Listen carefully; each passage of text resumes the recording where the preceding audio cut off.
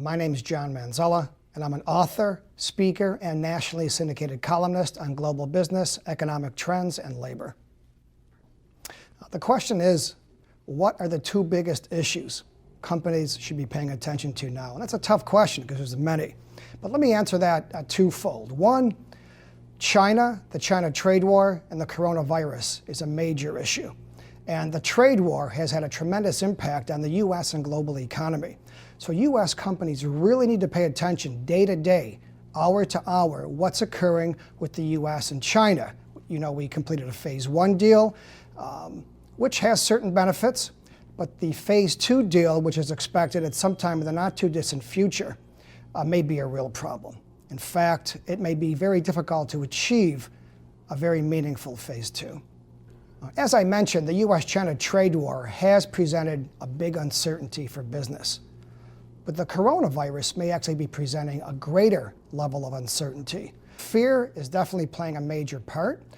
We really don't know how bad this is, but one thing we do know is it's creating uncertainty. And I know a number of business people in the U.S. that had plans to travel to China over the next few weeks and next few months, and they've canceled those plans.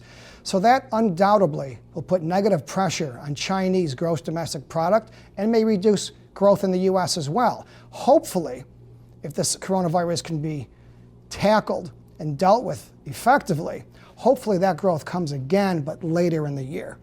But time will tell. The second issue is labor.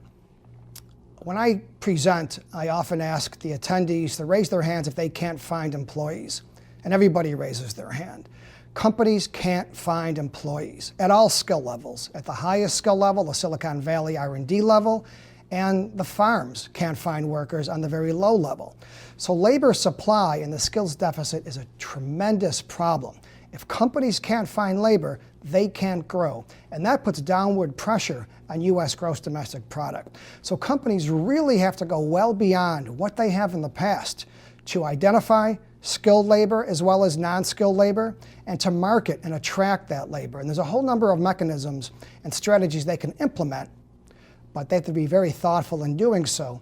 Otherwise, as I mentioned, they won't find the labor they need and they won't be able to grow. In terms of strategies to deal with both the Chinese trade war and the coronavirus as well as labor, U.S. companies really have to put their thinking caps on and operate in a setting with uncertainty.